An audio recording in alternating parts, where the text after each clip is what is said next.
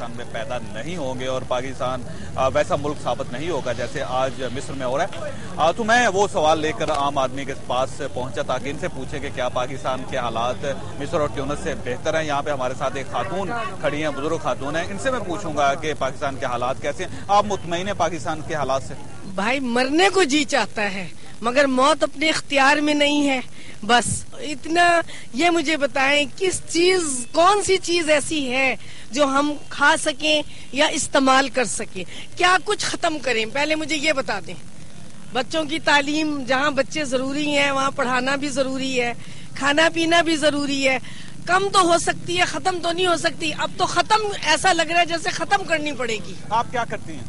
जी हाँ, मैं कुछ भी नहीं, घर में होती हूँ। और आपके दूसरे बेटे या बेटा जी हाँ, मेरे हस्बैंड बहुत मतलब रिटायर हो चुके हैं। एक बेटा है, 7 बच्चियां हैं। अब आप मुझे ये बताएं उनका पढ़ाना लिखाना शादी ब्याह ये वो तो दूर की बात है, खाएं कहाँ से। इस वक्त तो खाना और पढ़ना दोनों अज़ाब इलाही बना हुआ है। कि शोहर क्या करते हैं? शोहर तो मेरे बहुत ज़ईफ है, एक्सीडेंट की वजह से वो बाद में कुछ नहीं कर सकते हैं। मगर बात इतनी है कि जो कुछ भी आमदनी आ रही है उसमें तो 10 दिन नहीं चलते, 10 दिन जिसे कहते हैं। आप महीने का कितना खर्च होता है आपका?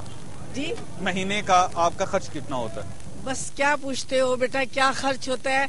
हमने सब कुछ छोड़ दिया मगर उसके बावजूद भी 10 दिन से ज्यादा नहीं खा सकते, पहन सकते। अच्छा ये बताइए, इतनी बड़ी पार्लियामेंट है, आपको उसमें से कोई ऐसा आदमी नजर आता है जो आप समझते हैं कि बहुत अच्छा है और वो मुल्क के हालात को ठीक हो जाए? बहुत बुरी लगी। चोर सब चोर है, कोई एक इस काबिल नहीं है कि जिससे इंसान कुछ कह सके। कहते बहुत कुछ है मगर करता एक लफ्ज भी कोई नहीं। आप किसी से मुतमईन नहीं? किसी से मुतमईन नहीं। हम तो कह रहे हैं कि भाई आप जहर मिलाएं किसी चीज में और पब्लिक को दे दें और खूब बैठ के अय्याशी करें खुद।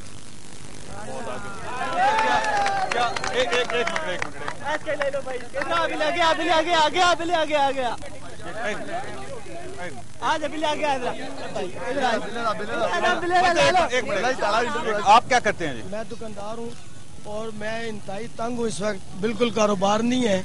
और इन सियासतदानों का पुराना रिकॉर्ड चेक कर लें, ये बिल्कुल करप्टेड लोग हैं और गवर्नमेंट के कर्जे लेके खाए हुए हैं। हज़ूर पाक सल्लल्लाहु अलैहि वसल्लम का फरमान है कि अमूर मुमलिकत में बदयांती करने वाले के घर को आग लगा दो। अगर इस्लामी कानून होता यहाँ तो इन सब के घरों को आग लगा दी जाती। नवाज शरीफ का रिकॉर्ड चेक कर लें, इन्होंने कितने कर्जे माफ किए हैं। वो मोहतसिब आला वो बाहर भागा हुआ है, एहतसाब कमेटी का चेयरमैन जो है 1.5 अरब रुपया उसने माफ करवाया अपना। क्या ये अवाम का पैसा नहीं है? इन्होंने कनालों की जगह, अरबों की जगह जो है सैकड़ों में अपने मिलने वालों को दे दी। क्या ये इंसाफ है? गरीब आदमी उसके लिए झोंपड़ी नहीं रहने के लिए। इंशाल्लाह मुझे उम्मीद है कि अब अवाम बेदार हो गए हैं और मिस्र और ट्यूनिस जैसे हालात यहाँ पे पैदा होंगे और ये लोग इंशाल्लाह ये इस चीज़ से सबक नहीं सीखते। इन्हें नहीं पता कि इनका जहाज भी क्रैश हो सकता है, बेनज़ीर वाला अंजाम भी इनका हो सकता है और सलमान तहसीर वाला भी अंजाम हो सकता है। लेकिन ये मौत से नहीं डरते क्योंकि इनकी आंखों के सामने पर्दा आया हुआ है। और सबसे बड़ा कसूरवार मैं समझता हूँ मीडिया वालों को। मीडिया वाले इन्हीं करप्टेड लोगों को दोबारा कवरेज भी देते हैं, अपनी गोद में बिठाते हैं, बास बुला के इनसे इंटरव्यू भी करते हैं और ये अपनी सफाइयाँ पेश करते हैं। जबकि अवाम जानते हैं कि इन्होंने कितनी करप्शन की है, किस लेवल पे करप्शन की है। एक आदमी आज से 5 साल पहले जो है ना उसके पास कुछ भी नहीं था, एक छोटी सी दुकान थी। अब वो जो है ना मिलों का और फैक्ट्रियों का मालिक है। कहाँ से उसके पास पैसा है? क्या उसके कोई इनामी बॉन्ड खुले? आप क्या करते हैं जी? नहीं, आपसे होगी, इनसे होगी, इनसे नहीं। एक मिनट, तो आप मुतमईन हैं? आप क्या चाहते हैं कि हुकूमत क्या करे जिससे आप बड़े खुश हो जाएंगे? हम ये चाहते हैं कि हुकूमत महंगाई कम करे। जो 7,000 रुपए तनख्वाह है, 16-16 हजार रुपए बिल भेज देते हैं, ये इससे तो नहीं हो सकता ना। अच्छा, आपको जो जितने सियासतदान हैं उनमें से उनकी सबसे बुरी हरकत कौन सी लगती है? यही करप्शन की, फ्रॉड की। तो आपने कहाँ देखी है करप्शन? मुझे तो नहीं नजर आई किसी जगह। सब में यही सबसे बड़ी मिसाल ये शेख रशीद साहब की ले लें। पहले साइकिल पे फिरता था, अब लाल वेली का इस्लाम फतेह जंग में इसकी जगह है, इस्लामाबाद में इसकी जगह है। किधर से आई है? इधर ही से आई है ना। इसकी कोई अपनी मिल छिल तो नहीं है ना। बाकी जो देख लें सब लोगों को शेख रशीद के अलावा जो लोग हैं उनके बारे में सबके भी यही हालात है। सबसे छोटा ये जरदारी हो गया, नवाज शरीफ हो गया, इन्होंने अपनी दौलत तो बाहर भेजी हुई इन सब ने। यहाँ पे क्या है? कुछ भी नहीं है यहाँ पे। تو آپ یہ چاہتے ہیں کہ وہ واپس لے کے واپس آئے نا؟ کہاں سے آئے گی؟ یہ سب چور بیٹھے ہوئے کہاں سے آئے گی؟ پارلیمنٹ میں سب چور ہے، ایک کہتا میری باری، دوسرا کہتا آپ کی باری، آپ بڑے بھائی میں چھوٹا بھائی، اس میں کچھ بھی نہیں ہوگا، یہ سب ٹوپی ڈرامہ ہے یہ۔ لیکن آپ لوگ خود ان کو ووٹ دے کے ہم لوگ خود نہیں صحیح ہے، آپ صحیح کہہ رہے ہیں، ہم خود پیپل پارٹی کے بیس ہماری پیپل پارٹی کے، مگر ابھی ان کے اس کے بعد ان کو ووٹ نہیں دینا ہم نے۔ کیوں نہیں دو گے؟ عمران خان کو دیں گے انشاءاللہ۔ اچھا آپ بتائیے جی کہ کیا آپ کو جو سیاستدان ہیں ہمارے، ایک چھوٹا سوال پہلے سنیے، میرا سوال سنیں۔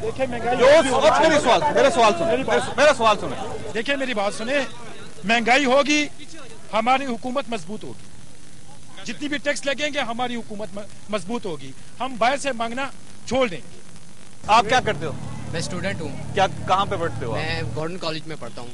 ابھی پچھلے دنوں میں یہاں پر بہت ساری وہ بورڈ آف گورنر کی وجہ سے کالج کے اسٹوڈنٹس نے اسٹرائک کی ہوئی تھی، تو یہاں پر تعلیم کا بھی شعبہ جو ہے وہ بھی کرپشن کا شکار ہے۔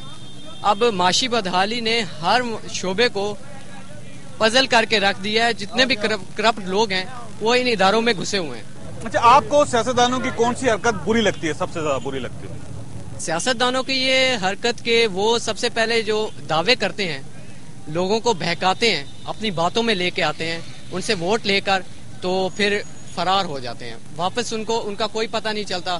کسی بھی شعبے کے متعلق ان سے پوچھ لیں وہ نہیں ملتے، اپنی باتوں سے ٹال مٹول کر کے ان کے پرسنل سیکرٹریز جو بھی ہیں ان کے ساتھ ملوا کر خجل کر کے ہر بندے کو، تو بندہ پھر بے بس ہو کے رہ جاتا ہے۔ وہ خواصد آپ نے گفتگو سنی، آپ نے عام آدمی کی آواز سنی، آپ اس ٹیلی ویژن اسکرین کے ذریعے عام آدمی کی فیلنگز کو محسوس کریں گے، آپ کو محسوس ہوگا کہ عام آدمی کس طرح سوچ رہا ہے، کس طرح سمجھ رہا ہے، اور وہ اس ملک کو کہ آنے والے حالات کو کس نظر سے دیکھ رہا ہے۔ کیونکہ بریک کا ٹائم ہے، یہاں پہ میں نے بریک لینی ہے، اور بریک کے بعد میں ان لوگوں کے ساتھ آپ کا دوبارہ انٹریکشن کرواؤں گا، اور میری یہ گزارش ہوگی کہ وزیر اعظم صاحب یا صدر یا ہمارے ارکان پارلیمنٹ اگر یہ گفتگو سن رہے ہیں تو وہ ان لوگوں کے خیالات کو سنیں، افکار کو سنیں، اور اس کے بعد اپنی فیلنگز جو ہے یا اپنے خیالات کو تبدیل کریں، کیونکہ پاکستان واقعی انقلاب کی طرف بڑھ رہا ہے۔ یہاں پہ لیں گے چھوٹی بریک، اور بریک کے بعد واپس آ رہے ہیں۔